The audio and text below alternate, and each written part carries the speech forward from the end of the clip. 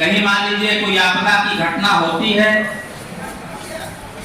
किसी मौके पर तबीयत खराब हो गया तो आप उसको समय से हॉस्पिटल पहुंचा सकते हैं। तो जब आपको जानकारी रहेगी कि यहाँ प्राथमिक चिकित्सालय कहाँ है, प्राथमिक चिकित्सालय ट्रेस कर लीजिए, वहाँ के स्टाफ जो डॉक्टर साहब हैं, इंचार्ज डॉक्टर हैं, उनका नाम नोट कर लीजिए, उनका मोबाइल नंबर नोट कर लीजिए, उनके और जो सहयोगी हैं उनका नाम नोट कर लीजिए। ये सब बहुत आवश्यक है। पुलिस थाना, पुलिस चौकी, वहाँ के इंचार्ज कौन है, विकास खंड क्या है, विकास खंड के जो वीडियो साहब हैं, खंड विकास अधिकारी, उनका नाम नोट कर लें, उनका मोबाइल नंबर ले लें। ये सब बहुत आवश्यक चीज है। पशु चिकित्सालय कहाँ है, वहाँ पशु चिकित्सक कौन है, उनका मोबाइल नंबर ले लें। फिर देखिए कोटेदार, जो सरकारी सस्ते गल्ले की दुकान होती है, कोटेदार से भी आप आवश्यक सहयोग ले सकते हैं। कोटेदार का नाम, उसके पिता का नाम, उसका मोबाइल नंबर, ग्राम प्रधान का नाम, पूर्व प्रधान का नाम, बीडीसी है, जिला पंचायत सदस्य है, या जो भी एक्टिव पर्सन हो गांव में जिनका आप सहयोग ले सकते, जो भी एक्टिव पर्सन हो। आंगनबाड़ी केंद्र, पंचायत भवन, आंगनबाड़ी केंद्र जो वहाँ आंगनबाड़ी कार्यकर्ती हैं, आशा हैं, आशा बहू हैं, प्राथमिक विद्यालय आप नोट कर लें, वहाँ के स्टाफ टीचर कौन कौन हैं। संसाधन में हमने आपको ट्रैक्टर बता दिया है, ट्रैक्टर नोट कर लें। फिर अगर हमने आपको स्कूल बस भी बता दिया है, मौके पर स्कूल बस मिल सकती है, तो वाहन स्वामी कौन है, किस विद्यालय का वाहन है, उसके ड्राइवर कौन है, ड्राइवर का मोबाइल नंबर क्या है, ये सब नोट होना चाहिए। जनरेटर, किसके किसके पास जनरेटर है, जेसीबी, जेसीबी की स्थिति में आप जेसीबी मालिक का नाम, जेसीबी ड्राइवर का नाम, जेसीबी आवश्यक हो सकता है। फिर वहां निकट का टेंट हाउस, वहां मौके से कुर्सी मेज आप ले सकते हैं। हमने नाव के बारे में आपको बता दिया। नाव में देख लीजिए 3 किस्म की नाव है, छोटी नाव, मझौली नाव, बड़ी नाव। यथासंभव छोटी नाव को अलाउ ना करें। बाढ़ आने पर छोटी नाव को अलाउ ना किया जाए। जहां तक हो सके बड़ी नाव हो, मझौली नाव हो, ठीक। बड़ी नाव में ये आप नोट कर लें, बड़ी नाव के लिए 3 नाविक अलाउ हैं। बड़ी नाव के लिए कितने नाविक अलाउ हैं? 3 नाविक अलाउ हैं। और मझौली नाव के लिए 2 नाविक, मझौली नाव के लिए 2 नाविक अलाउ हैं। इन केस अगर छोटी नाव का इस्तेमाल करें तो जो सड़क पर है, हमारे सड़कों पर पानी भर गया है, वहां आप ले लीजिए। लेकिन नदी में तो निश्चित रूप से छोटी नाव अलाउ ना किया जाए। जो छोटी नाव है उसमें 1 नाविक रहते हैं। गोताखोर हमने आपको बता दिया है। तैराक,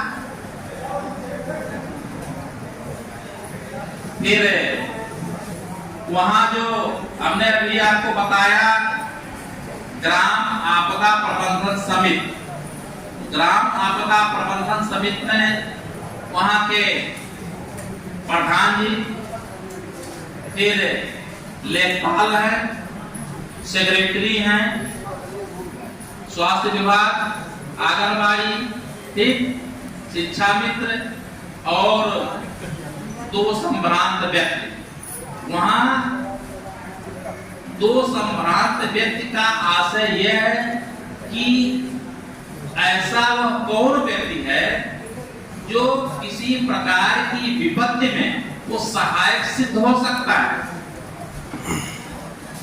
ऐसा संभ्रांत ना हो कि आप फोन करें तो बताएं कि मैं लखनऊ में। ऐसे संभ्रांत का वहां कोई मतलब नहीं है, ठीक। गांव में ही निवास करता हो और मौके पर आपकी सहायता कर सके, उसका मोबाइल नंबर दे दीजिए। तो कम से कम आप 5 व्यक्तियों का नाम लीजिए, 5 व्यक्ति, ठीक। तो उसमें जो जनप्रतिनिधि हो उनका नाम अवश्य शामिल किया जाए। जो जनप्रतिनिधि हो, जैसे प्रधान है, पूर्व प्रधान है, बीडीसी हैं, जिला पंचायत सदस्य हैं, या और जो लोग एक्टिव मेंबर हैं गांव के, कुछ लोग ऐसे भी होते हैं जो प्रधान नहीं है, जिला पंचायत सदस्य नहीं है, बीडीसी मेंबर नहीं है, फिर भी वो बहुत बढ़िया सहयोग करते हैं। जैसे मान लीजिए आपको राहत सामग्री का वितरण कराना है, आपने ट्रैक्टर मालिक से ट्रैक्टर के लिए कह दिया, ड्राइवर आ गया, ट्रैक्टर तो तैयार है, लेकिन जो लोड करना है, जो राहत सामग्री लोड करना है ट्रैक्टर में, कौन लोड करेगा?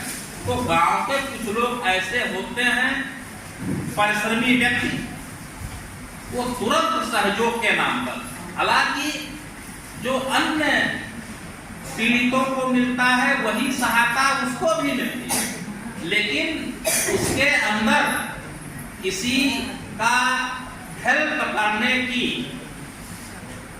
क्षमता होती है और वो लोग सोचते हैं कि अधिक से अधिक कितना किसी सहयोग कर दें। तो ऐसे लोगों को भी आप चिन्हित कर लें।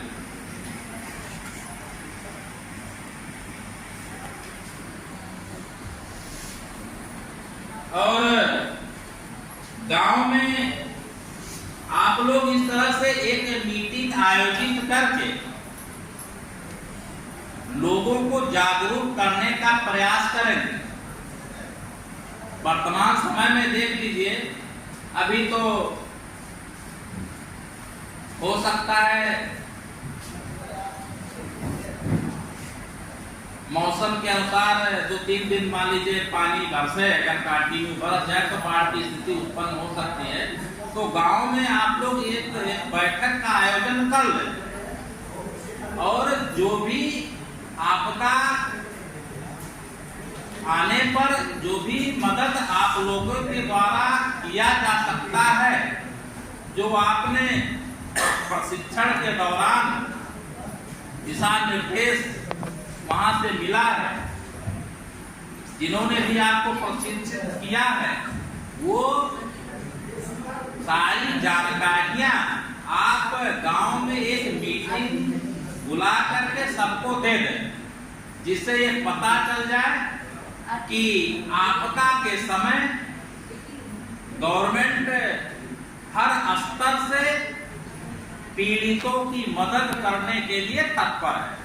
मुहर्रम का पीरियड होता है, दीपावली का पीरियड होता है, तो पुलिस डिपार्टमेंट के लोग, जिलाधिकारी महोदय एक आदेश पारित करते हैं, उस संवेदनशील क्षेत्र में मार्च के लिए, रूट मार्च के लिए। ये क्यों होता है? ये इसलिए होता है कि किसी भी परिस्थिति में प्रशासन, किसी भी परिस्थिति में प्रशासन जनता की सुरक्षा करने के लिए एकदम तत्पर है। जो भी समाज में बैड एलिमेंट्स हैं, उनको किसी भी दशा में बढ़ने नहीं दिया जाए, ठीक है। तो ये जो रूट मार्च होता है ये मात्र इसीलिए होता है कि हर समय या किसी भी परिस्थिति में शासन प्रशासन के लोग जनता के साथ हैं और जो भी असामाजिक तत्व हैं उनसे किसी भी परिस्थिति में हर समय निपटने के लिए शासन प्रशासन एकदम तत्पर है और जनता को किसी भी प्रकार की कठिनाई महसूस नहीं होने दिया जाएगा। तो आप लोग पब्लिक में या जो भी गांव पंचायत आपको अलॉट किया गया हो, शासन ने आपको गांव अलॉट कर दिया है, वहां बताया भी गया होगा। अगर आप लोग कहें तो बता भी दे रहे हैं अभी कि कौन कौन सा गांव, लेकिन इसमें यद्यपि गांव अलॉट है, यह कोई आवश्यक नहीं है कि जो गांव आपको अलॉट हो उसी गांव में आपदा आवे। पहले तो यह ईश्वर से प्रार्थना करिए कि किसी भी आपदा का सामना ना करना पड़े। इन केस अगर बाढ़ आ ही जाती है तो जिस गांव में बाढ़ आती है सभी लोग मिलजुल करके उस स्थिति का सामना करें और लोगों को बचाने की कोशिश करें, हर संभव सहायता देने की कोशिश करें।